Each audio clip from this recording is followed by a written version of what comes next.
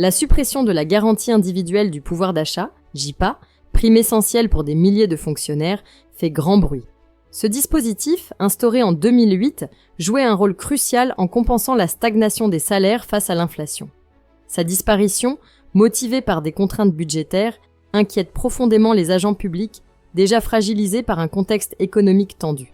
En 2023, la JIPA représentait une enveloppe budgétaire de 267 millions d'euros, bénéficiant à environ 200 000 agents des 3 versants de la fonction publique, d'État, territoriale et hospitalière. Majoritairement attribuée aux cadres de catégorie A, comme les enseignants et les infirmiers en fin de carrière, elle constituait un filet de sécurité face à l'érosion salariale. Pourtant, le gouvernement, arguant d'une inflation en baisse et de la nécessité de maîtriser les dépenses publiques, a acté sa suppression pour 2024. Pour les syndicats, cette décision est un coup dur.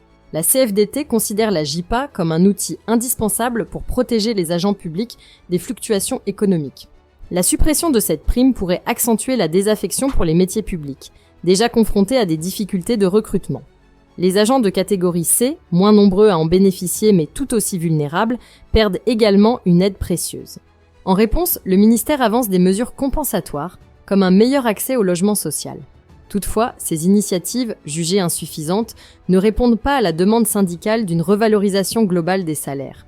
L'enjeu dépasse la seule JIPA. Il s'agit de préserver l'attractivité et la stabilité de la fonction publique. Ce choix budgétaire soulève une question majeure. Comment garantir le pouvoir d'achat des agents publics dans un contexte d'incertitude économique ? La suppression de la JIPA pourrait, à terme, aggraver la crise d'engagement des fonctionnaires. Pour beaucoup, il est urgent de repenser les politiques salariales afin d'éviter une crise sociale et de redonner à la fonction publique la reconnaissance qu'elle mérite. Si la vidéo d'aujourd'hui vous a plu, n'oubliez pas de vous abonner pour ne pas manquer nos prochaines vidéos.